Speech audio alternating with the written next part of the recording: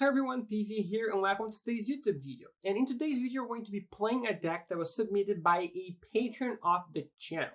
So in case you missed the video a couple of days ago, I mentioned that I was going to be trying to do some different things with the channel because frankly, the model that I had before just wasn't working for me. The channel wasn't growing very much. So the 1 week of video thing was not justifying itself, honestly. So I'm trying something a little bit different.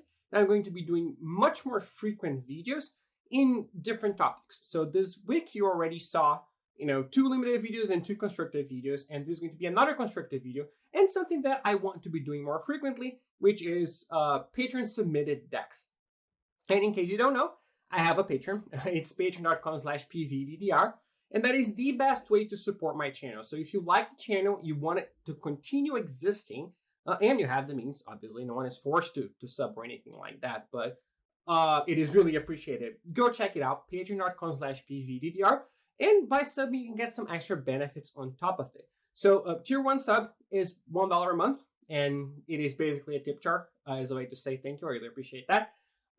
Tier 2 is $5 a month, and that gets you access to an exclusive Discord server, or rather, an exclusive channel in my Discord server, where you can talk to me, you can answer some of your questions, and you can also submit decks for me to play. And I want to do some sort of voting system where the subs vote on which decks that I should record videos on in the future. So I really want to do more engaging things for the subs now that Worlds has passed, and I can devote myself a little bit more to the content creation side of things. And then for $15 a month, you get to all that the previous tier gives you, and also early access to the videos. So I get to send you the videos a little bit before they go up, sometimes a day, sometimes a couple days, depends on the video. And you also get a shout out at the end of each video. So again, if you like the channel, I urge you to go look it up and see if it's something that you're interested in.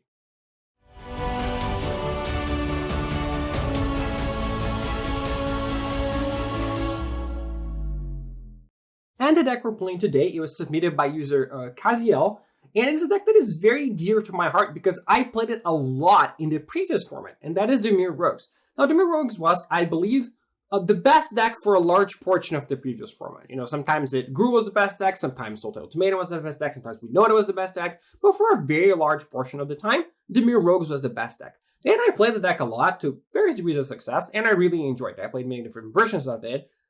So it's a deck that I was sad when it rotated, unlike the adventure decks where I was thrilled when they rotated, right? But I understand that Rogues was not for everyone. First, it was a pretty hard deck to play. Second, it could be a pretty oppressive deck. So a lot of people were happy that it rotated. But anyway, a lot of the Rogues cards are gone, right? John and the Lock and Into the Story being the most important ones, but also Thieves Guild Enforcer. There's still some Rogues cards that remain, mainly Sam the Trickster. And this card is just very, very powerful, especially because in this format, we do not have many flash threats, right? So I've been trying to build control decks a while ago, and I just couldn't find a good flash win condition. It just does not exist, which is why people play like the Epiphanies and the Dragons and stuff. It's all very tap out, right? But Zarisan has flash. So even if you can't ninjutsu the Zarisan, you still get to play it at the end of the turn and untap with all your mana, and it still gets to be a good card. I think this card is really good if there's the support for it. And of course, the deck does gain a new rogue, and that is Suspicious Stowaway. And this card is incredible in a rogue's deck for 2 reasons. First, it's a rogue that cannot be blocked, which means that it's very easy to use it to enable Zarisan, right? It can't be blocked, so every time you attack with it, you get Zarisan going. Second, because this deck has a lot of instant speed stuff. Historically, you have, for example, flash creatures, here Zarisan again, and stuff like Soaring Potteeth. So it's very easy to just pass the turn, and then it flips, and then you do whatever you were going to do on their turn. Right? And this is something that not every deck in Standard can do. Right? So this card is just incredibly good in this deck, and I think it might be worth justifying playing this Rogues deck, even though you don't have access to the powerful spells anymore. Okay? As for the specific build, well, what I'm going to do is I'm going to play 1 match with the deck as it was submitted. Then I'm going to change some stuff that I believe should be changed, and then I'm going to play another match with it to see if, I thought it was improved or not. But the first match that I'm going to play is exactly the deck that I was sent. So let's get started and see how Rogues does in this new format. Or not. That was anticlimactic, but... Alright, there we go. Let's get started and see how Rogues does in this set. or rather this new format. We're playing first. This hand is very unfortunate because it would be a very good hand if one of these lands were blue, right? I have, a 1-drop, and then I have a good 2-drop, and I can just pass the turn 3, and play Grasp. But unfortunately, I can't keep that with no blue mana. And this is the problem again. Alright, maybe we're just short lands. I mean, I guess I have to ditch a Windrobber and a Bloodshifts Thirst. There's not really a lot of choices here. And I have to play the Glasspool Mimic first. Right, because I need the black mana, so I can't really play the Windrobber here. Because I have to play this land on black. So if I play Pathway and Windrobber, I end up without black mana, which I think is not acceptable. But yeah, a series of slightly unfortunate draws. Oh, one thing that did make this deck a little bit worse than it was before is that people use graveyards more now. Right, you see flashback cards, there's Galvanic Iteration, there's Memory Deluge. You see stuff like... what else do you see that you didn't see before? There's Aghating's Awakening, but we saw that before as well. Like the Storm the Festival, or Blood in the Snow, and cards like that. That just are bad for you if you put them in your opponent's graveyard. Right? It is. So milling people is bad now. Worse than it was. Before, they had to commit to having escape cards targeting you specifically. Right? They had to want to beat rogues by playing Ox of Igonos, for example, or the Phoenix. Right? There was a choice that they had to make. And now they just incidentally got to mill you. Which is part of the reason that I don't like rogues in Historic very much. Because in Historic, I feel like milling people is a very real cost. And then some of this cost is happening here as well. Which is unfortunate, but we'll see if we can power through that. There's not that much stuff, right? I was thinking through it, and I thought there was going to be a lot more when I said it. I could have to keep Fading Hope that. It's bad if I draw a 2-drop. I really want to draw a land here. But if I do draw a land... No, I'm just going to draw my card.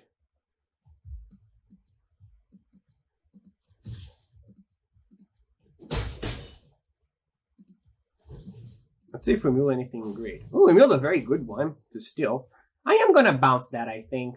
Like, if they play something like Wrenn, I could just bounce the token. Like, they might play Chariot here. I think I should just bounce this. And I really want to draw a land here, so I really want to scry.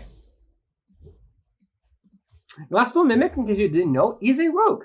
Yeah, it is a Shapeshifter rogue, and it remains a Shapeshifter rogue. So you can use it with Zarisam you can bounce whatever it is and copy something new, or even play it as a land. Okay, so no Chariot for them. I mean, if I get to connect with this, it's going to be pretty good. Now, should I even attack with both? Or should I leave it up to block with my... Because, like, I hope they don't have the Fading Hope. So my options are, I could attack and just make a 4-4. But if they bounce the 4-4, they kill the Wrenn in 7. Right? Which I don't love. I could just sit back with one Windrobber. I think that's what I'm going to do.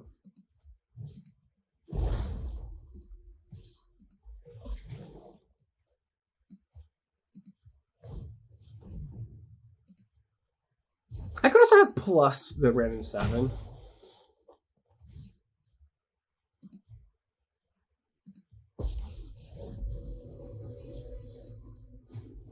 Then I wouldn't have this issue. I could attack for one more, but I think this is good.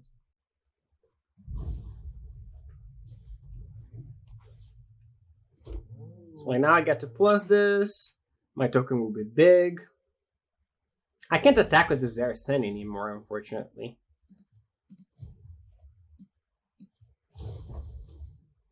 I can attack with the Tree Folk, though. Ooh, good mills. Okay. Do we want to attack with the Merfolk? I don't have to attack with the Tree Folk. I could just attack with the Merfolk and just sit back, and then I can make another Tree Folk next turn. I think this might be the best. Like, if they have something like an Epiphany, it's going to be pretty awkward. The Windrobber can definitely attack. And I'll get to play another one.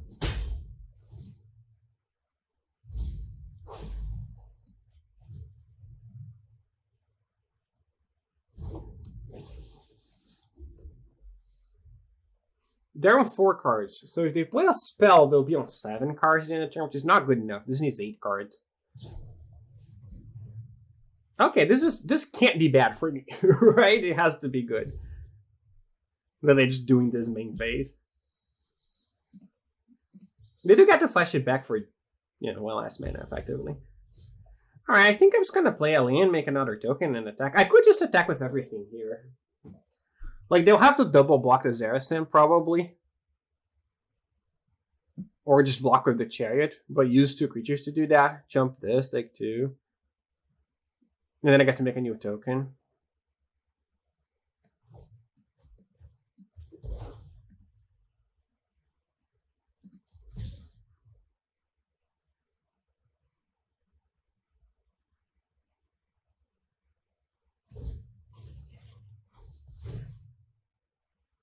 Yeah, you take 8. It's a lot. I could have waited on this, but now they go up to 8 cards, so now I can sack this if I need to.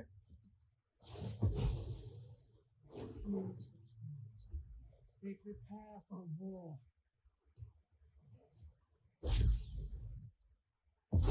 Yeah, I think that's not too bad. I mean, as long as they don't play like 100 of those.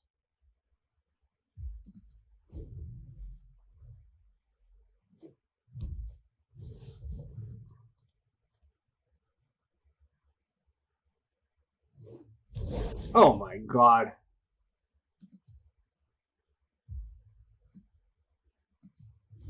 Alright, we're in trouble.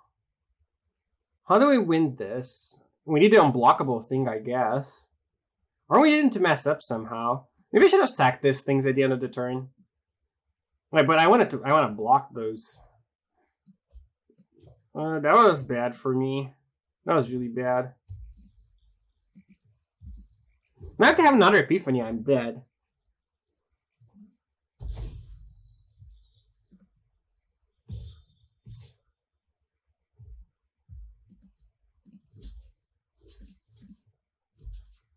Maybe I keep 1? Because then if I hit 2 removal spells, I can kill both and play Zerasin. I think that's the best way to win. I can also, like, hit a bounce spell or something. But...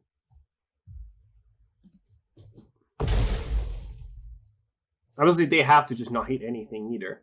Okay, do they have anything? They passed the turn. Like, they have this giant activation. They have the Memory Deluge. Tilt. That's a weird card to main deck in a deck like this. I guess if you're expecting a lot of Epiphany Mirrors. But the gate is overall such a better main deck card.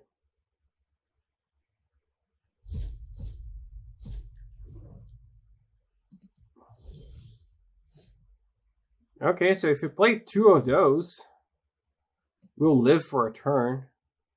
Right, we can block this, this, this. No, we actually won't live for a turn, we're dead. But we can draw the bounce spell.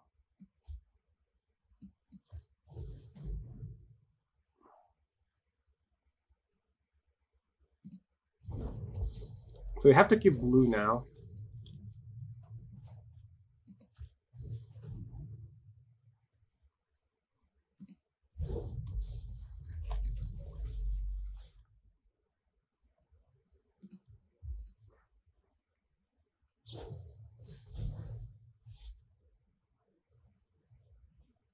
Because they can activate this hall.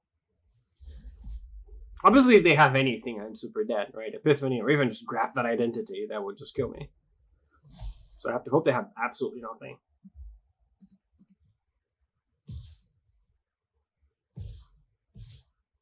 They're playing very conservatively. Like, why are these cats not attacking? I guess I should keep the original.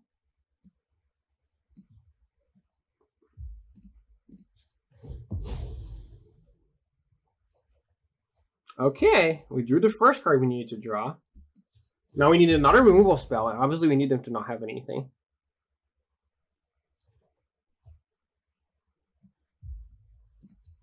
Like, hopefully they just played this Stormwind Festival, hit nothing.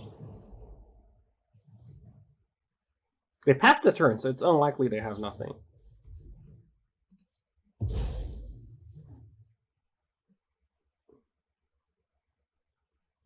So I can play the Scavenger, which means I'll survive for a turn. So if they didn't have that, I would actually have won the game.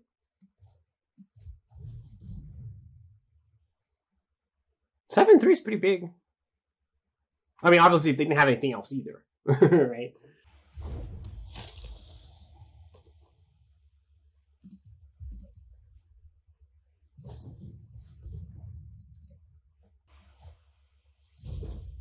I mean, now they have to have found something, right? Like, it would be so unlucky for them to not find anything.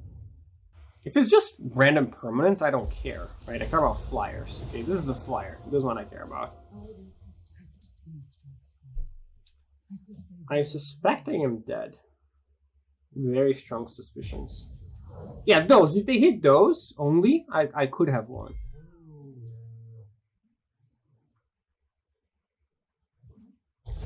Now I really can't. No, actually, when these are 14 power, it's gonna be pretty tricky too.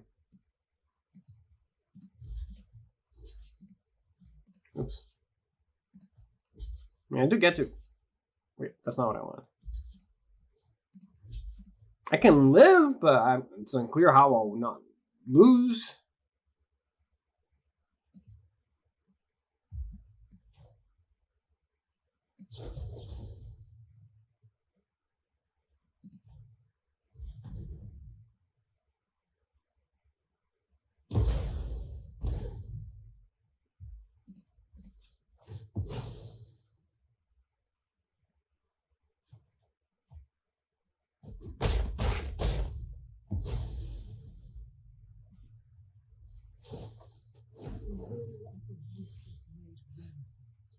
So if I kill this, I attack, I gain 8.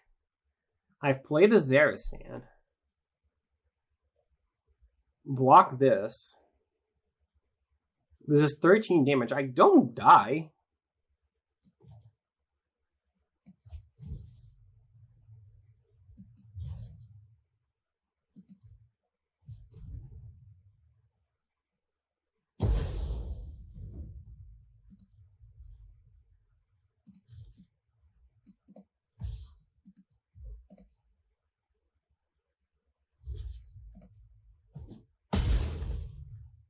It does feel kind of insurmountable, but especially because they're gonna copy the street folk here with their thingy. But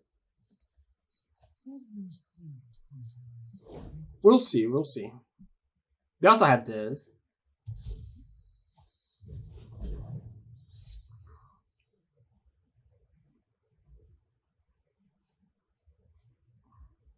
Yeah, we needed the unblockable card.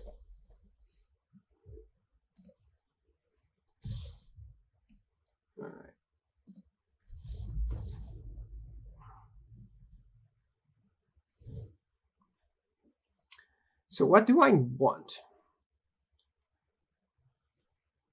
I probably want negate. No one crippling fear. It doesn't seem like it would be too bad. I mean, this is just super late game deck. So this is kind of weird. That one counter spells. That one hermits. Sort of not. Like Test of Talents. Test of Talents is probably okay. They have Memory Deluge as well. I don't think I want Soul Shatter. I think I would rather just try to attack their Planeswalker and like kill the creatures with the other stuff. Nighthawk Scavenger is probably not great either. This seems reasonable to me. Hermit, I mean, they probably have something like Coma though, so maybe I do want the Soul Shatter instead of like a Grasp.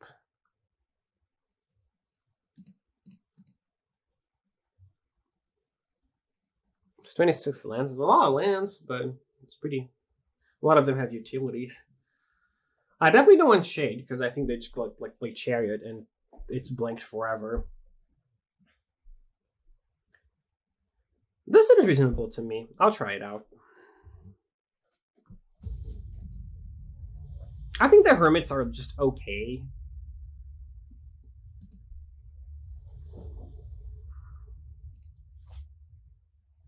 No, that was a game in which you mulliganed to 5, right? So it was reasonably That was pretty close, actually, I think.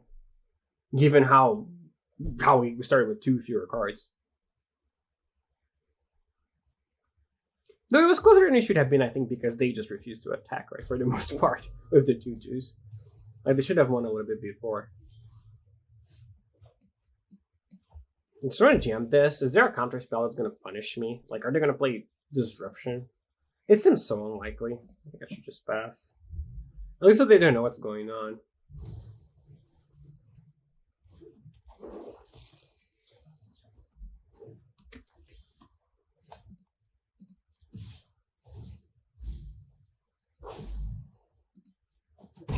Now I could just kill that. I think because I don't have a land, I kind of have to play this. And just hope they don't chariot me, because otherwise, like, I'm going to end up in the same spot, right? I killed that, pass the turn, the next turn, just pass the turn again.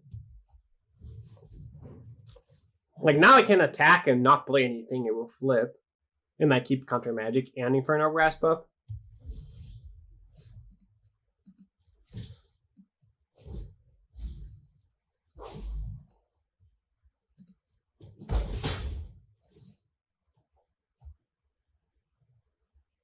Do I want to play this untap to be able to play Soul Shatter? I think I'm just going to discard the Wind Robber here. Because I don't want to play it. I want to flip this Stowaway. And I only have 1 blue mana anyway, so this is out of... Yeah, I'm just going to discard this. Question is, do I play this tapped or untapped? I have the Grasp and the Negate that I can play, but I also have the ability to play Soul Shatter. If they do nothing, I think I would like to play Soul Shatter, but... I just play Grasping instead. For damage, is a lot of damage. I think it might be worth it, though.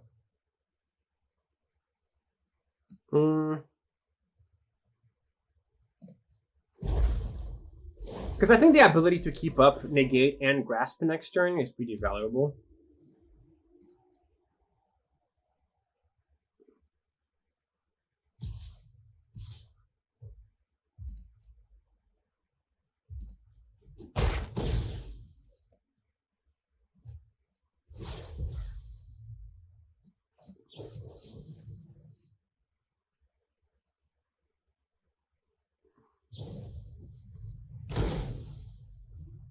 Kind of annoying, I can't play Zerasim now, but it's all good because my thing didn't flip. I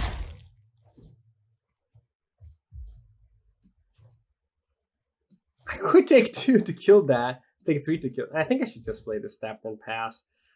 I mean, this hurts. There's so much damage. I've taken 8 damage this game. 8! I'm at 7 life. The whole of the Stormgiant is going to kill me. But I think killing that is correct. Like, it makes it hard for them to play something and counter back up. They played a land here. Yeah, I think this is okay. I can't use the Zerasin because this is not a thingy anymore. I think I really want to draw an untapped land here. Also, there's not that much to steal.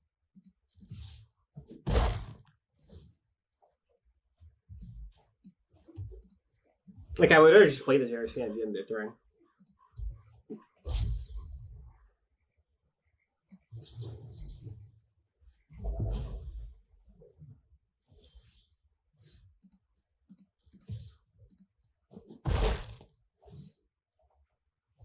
I'm gonna play this. If they play something like another Epiphany, I can play the Deluge. They might just activate this Hall and attack, in which case I'll have to block. It's pretty awkward. I have to play the Zerasin to block. I think I played the Hive here.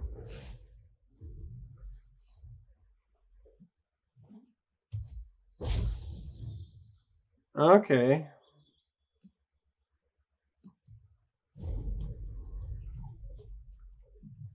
Maybe we should have played this.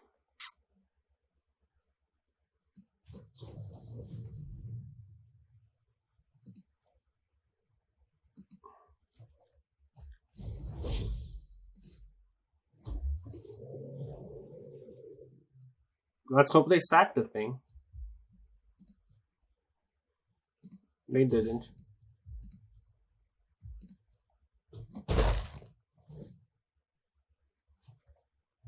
Oh my god, so many Aghaden's Awakenings.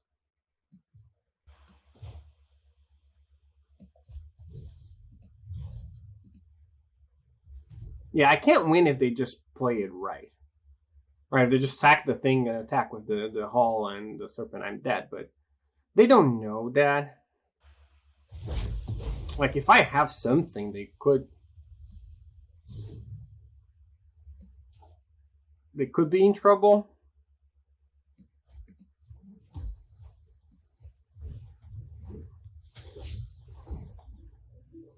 I should set a stop.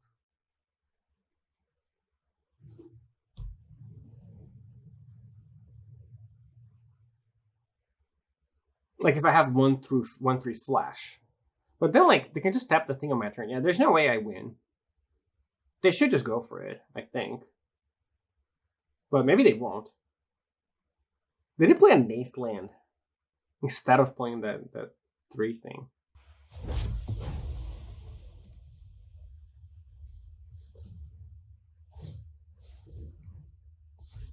Alright, I'm dead.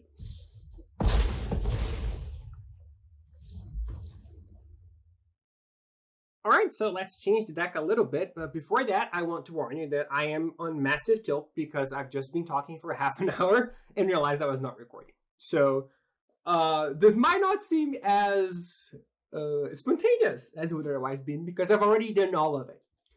But, yeah, so anyway, the first thing that I would change with this deck is that I don't think you really want Glasspool Mimic. I understood it's a rogue, right? So it's appealing, but there's nothing that you really want to copy. And 3 mana for a sorcery speed clone is not that great.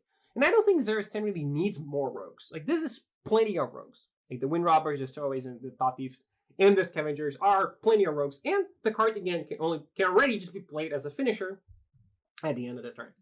Right, just for 5 mana. So it doesn't require this. You don't need to make this sacrifice to play Glasspool Mimic. Especially because if you were playing Glasspool Mimic on anything, everything else you have is a rogue. So you're not actually gaining a rogue, right? It means you already have a rogue. So I think we can cut the Glasspool Mimics. And I think the Disruption is a little bit better off a split card. I really like Jawari Disruption. I think we can put like 3 of those. And it'll be fine. Now, like, one of my goals, I just added into the sideboard. See, this is the tilt. One of my goals is to make this deck more flesh than it is before, right? I want more instant speed cards than I currently have. And Disruption is a way to accomplish that, right? I want a couple more counter spells. I think I can take out like 1 or 2 even Memory Deluge because I would like to add another Zeracen because to me, this is the main reason to be rogues. Right, it is Zeracen. This is just a super powerful card. So I would like to play 4. I don't think I want 4 Aghaden's Awakenings because, you know, your ones aren't that good anymore. I think we can play just 2 and just play two Swamps. I think I was taking a lot of damage there for my own stuff. So I think we can just play more basics. So we play 2 Swamps and we play another island because we cut 4 things for 3 disruptions. And I think I don't really want to play 4 grass, but I also don't want to play Powered Kill because it's kind of awkward with the Dragons list having won the tournament, right? So it's like I don't really want to play a card that the removal spell that doesn't kill the Dragons. So Shatter is okay. I don't love it, but there's not much else. Like I could play Flunk, you know, but Flunk is actually not that great. Versus the Dragons easier because a lot of times just have 4 cards in hand, so he doesn't kill anything. I could play Baleful Master, which I think is actually an acceptable card, but exiling when you have Zeracen in your deck, not the best. So I think I'm just going to stick with the 4 Inferno Grasp here. I might really want to cut just all the Aghaden's Awakenings in the future, but I do want to play some more counter spells. I think Negate is in general better than Disruption. Sorry, better than Disdainful Stroke, but a deck with Goldspan Dragon just won the tournament, and a deck with Goldspan Dragon got second. So I think versus that card specifically, Disdainful Stroke is better. But Negate is much better versus I think almost everyone else, right? Especially like versus Mono Green, you get to counter the Ranger class or your Stoneski Veil or the Blizzard Brawl. Like whereas the Stroke only counters the Brand and the Chariot, your cards that the Negate counters anyway. So I prefer Negate, but I think given this recent development, Stroke might be a better card. So I think we can just play like 2 Strokes, 1 Negate, and I would probably rather want to add a Soy coming because I really want to lean more into the instant speed part of the deck. So you end up with 4 counter spells plus 3 disruptions, which is, you know, not that much. And I think I can cut the Soul Shatter. I can cut a Scavenger, but also I can cut the Soul Shatter. Another option is Kyle of Baldur's Gate. I think that's what the card is called. Nope. All right, Cordal, not Kyle. Well, now it's Kyle. This is a rogue, and you know it is reasonable. They get to mill, you get a light draw card, but most importantly, it makes Zerasin unblockable. So you saw what happened that last game, right? I connected with Zerasin, but I couldn't connect with it again because I just played a Chariot. I got 2 tokens of the Chariot, so I could never attack with it again. This will make it so that I can. And it's a card that I believe might be worth testing. I'm going to play 1 because I can, and instead of 1 Wind Robber. And we're going to see what happens in this development.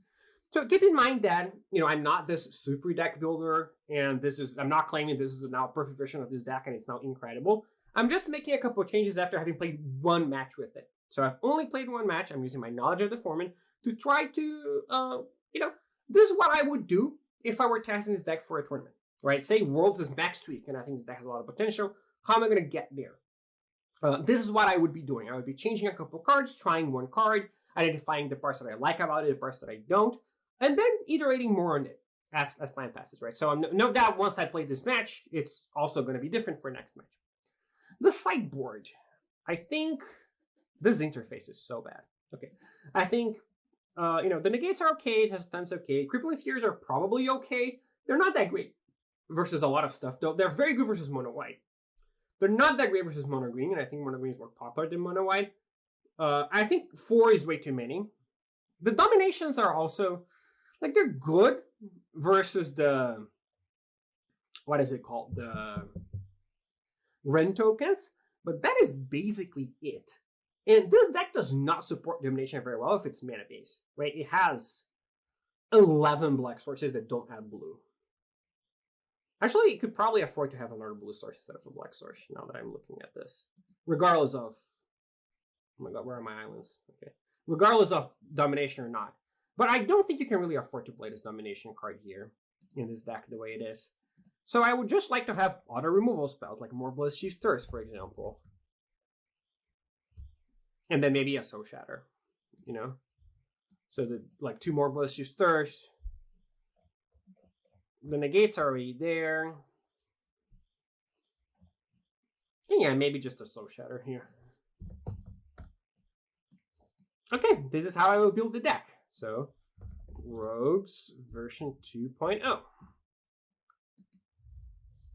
And here, you know, since this is the deck that I cloned, but since I'm here, I might as well show you one thing that I think is pretty cool. And that is how I figure out a sideboard for my deck. So you see that I played mono green at Worlds last weekend, right? And then I have mono green, then there's mono green versus Turns, mono green versus Dimir on the play, mono green versus Black Control, mono green versus White Weenie. So I just build copies of my deck the way that I believe I will sideboard in the tournament. So for example, if I go to mono green versus Turns, this is what I believe my deck will look like, right? So it doesn't have the Blizzard Rolls in it anymore. Those are in the sideboard, right? Instead, it has more Zayskin Veils and inscriptions and does Choose Your Weapon. This allows me to look at my curve and see what my deck actually looks like and make sure that it looks like a deck still. Right, this is not the final product because we changed a couple of stuff after we did all the sideboarding things. But I think this is something pretty cool that not everyone does and you should be doing because visualizing your deck is actually pretty helpful. All right, so next match. All right. This is not a great hand. It does have, I'm gonna keep probably. Not knowing what they're playing and stuff to mulligan because I won't know what to put back and anything like that. So I think this is okay.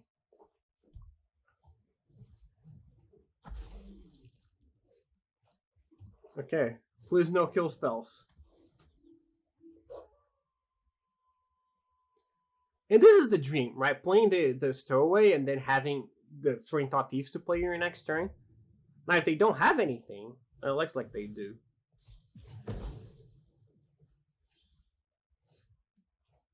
Do I want to play this Aghanim Awakening? I think I just do. Obviously, this thing is a massive problem, but I do have plenty of ways to deal with it in my deck. Like, I have 4 of the kill spell, 4 of the kill spell, 2 Bloodchief's Thirst, and what is it called? 2 battle spells. So, like, I have plenty of ways.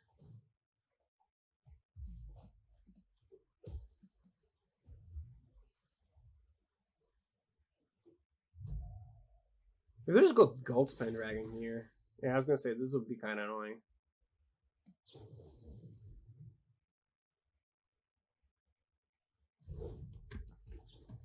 Possibly I should have played the Memory Deluge here. Just to make sure if they play Epiphany next turn, like I have an answer. Ooh, there's my answer.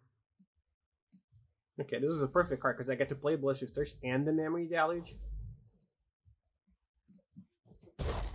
So like now the Epiphany is not even going to be that threatening. And they need to have a land for that as well. Alright, so it's not that easy. Like if they go land Epiphany, that's fine, right? Maybe that card is a saw it coming and on.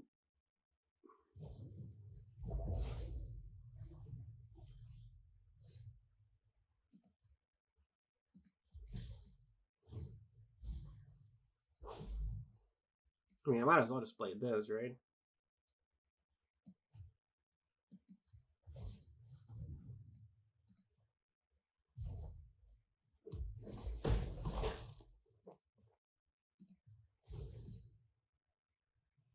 Oh, is that the only permanent? I didn't mill a single land? I guess they have all the spell lands. Maybe I should have just passed and done this at the end of the turn. I didn't want to play... I could have played the land to play the Soaring Thoughthief and do 1 extra damage, but I didn't really want to do that because if they have burned down the house, like exposing my creature is not worth the 1 damage. Wait, I didn't change my sideboard at all? What happened? I'm so confused. Oh my god, I'm playing the older version. Because I told you that I did everything. And then I saved the deck, and then I realized that I wasn't playing I wasn't recording, so I had to do it all again. And here you can see my thought process. My thought process changed from one list to the other. Right, like I could an extra Aghanim Awakening. I have another negate instead of a Disdainful Stroke. I'm trying the Curly of Baldur's Gate or whatever. So it really is just me iterating as I go. Right, this is proof of that because this is the deck that I saved while I was not recording. It's not that different though. The sideboard, I didn't get to change the sideboard very much before I realized that I was not recording. So that's when I stopped. So you still see 4 Crippling Fears here, which shouldn't be here. Anyway, what do I want? Probably want the Disdainful Stroke. Probably want the Bloodchief's Thirst, maybe? I mean, killing the Ag is pretty important. Fading Hope has got to be bad. Like, Nighthawk is not great either. So, like, I could just have Hermits. Hermit is good. Negate is good, too. I think Hermit is better. I don't want to die to Ag, though. So I could just have this instead. Shades are okay.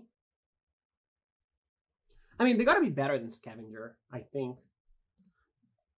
People do have the Ag blocks it, and people have the burn spell, the Spikefield Hazard, so they're not that good, so I don't like Shades that much. Is 2 negates the right number? You know, who knows? Let's look at this card too, I think. Alright.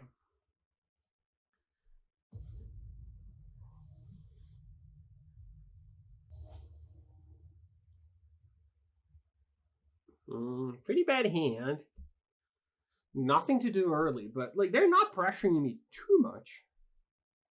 I can't keep this. It's just the thing is that I have so many reactive cards in my deck now that a lot of my hands are going to look like that. Like in game 1, I would never keep this hand, but in game 2, there's a lot more reactive cards on both sides. So does that justify keeping something like this that is extremely slow on the draw? Like, they're not just gonna play Goldspin Dragon turn 5 into 4 OP mana, right? That's just not gonna happen. And I can't really try to mulligan for a 1 or 2 drop because I don't have that many.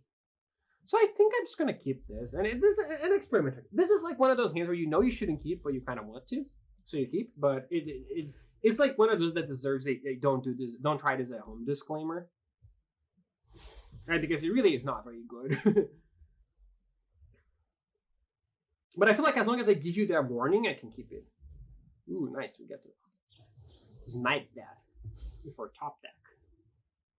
This is part of the reason why I like this card so much. Obviously, on the play, it's a 10, and on the draw, it's like a 2 in a lot of matchups. But in the blue-red matchups specifically, you often get something just because you can... they have to play this card before they play a lane.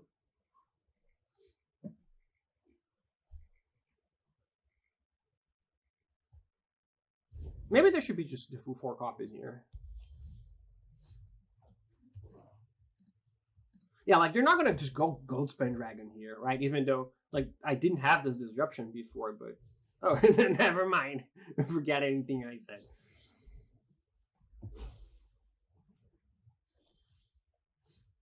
Now I'm kind of scared to just play another one. If they play another one and attack, though, I can play the Zerasan before they have the mana to counter it. Should I play Memory Deluge here, or should I just play Zerasan? Probably the Memory Deluge. But next turn I can go Infernal Grasp plus Deluge, right, if they do play a dragon of some sort.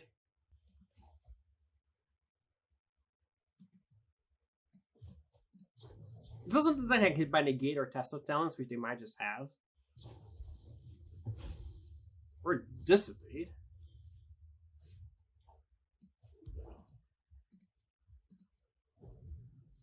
So I'm glad the Memory Deluge didn't get dissipated. It might just get hit by Test of Talents, which would be a problem, but I think I should go for it anyway. Because, like, if they have another counter that is not Test of Talents or Dissipate, I can just flash it back next turn. Right? And I lose a lot of tempo. Like, I could basically skip my turn if I don't do this. Okay, this is not too bad. I think this is acceptable. Like, Test of Talents would be the really bad one. That's kind of ambitious.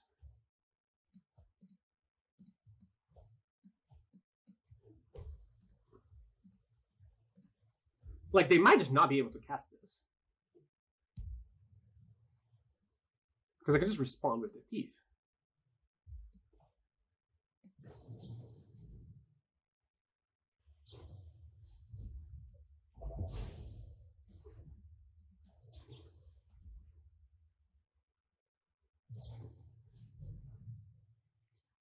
I think I should probably attack with my Hive here and get their Memory Deluge.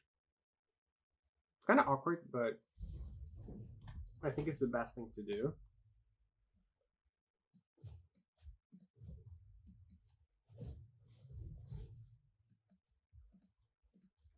I hope I don't mill another one.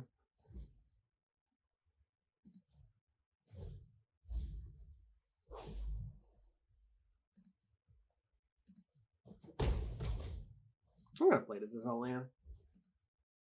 Maybe I should have even played it untapped because I could play Negate plus pay for Force Spike. They didn't have Force Spike before, but they could just top deck it. Alright, that one's acceptable. I mean, that's also acceptable.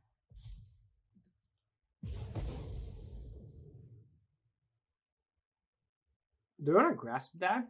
I think I do. I think if they counter it, I don't particularly care.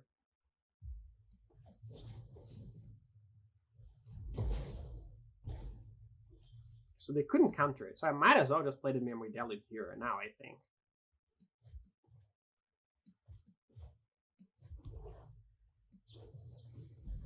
Oh, even though that's kind of bad because, yeah, I should not have done this. Because they have this card. I forgot. That was a pretty bad play by me. I mean, I wanted this Info Stroke. And now I might have to, like, negate it. Yeah, that was poor. Poor play by Paulo. Otherwise, that card is just dead. And Zerasan, maybe? Like, I could get 2 counters, but I think I'd rather have this. Like, if this connects, I'd probably just win. Because there's a Goldspin Dragon in there. 8 mana. I don't want them drawing 2 cards. I think I should negate this. Like, I still keep the Disdainful Stroke.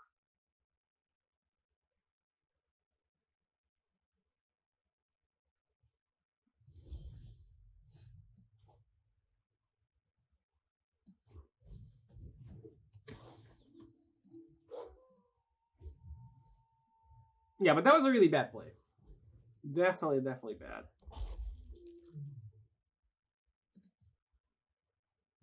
Now, do I want to just play this? Or do I want to attack and use it? I got to steal a dragon, but I don't loot. I think stealing a dragon is worth it. It's pretty poor versus Divide by 0, but...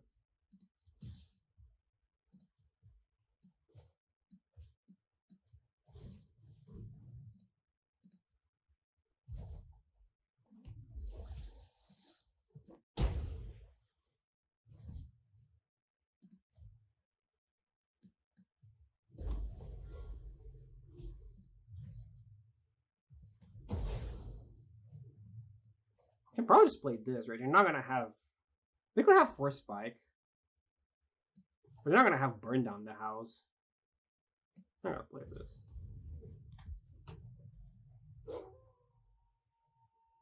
And that is almost certainly an Epiphany, right? They'll cast it, I'll try to counter it. If they Force Spike me, I deserve to lose. I mean, it's not that I'm loose, right? They don't even do anything with it. Like, they're just gonna block for 2 turns. And that's it, right? So it's not a disaster if they have that. Ooh.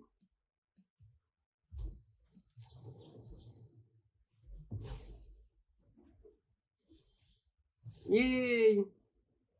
So yeah, I mean, I think obviously it was very different games. So I don't know if we improved the deck or not, but I think having more counter spells really does allow this flash game plan that is justified by playing Zerasan and the werewolf and the 1/3 flash rogue.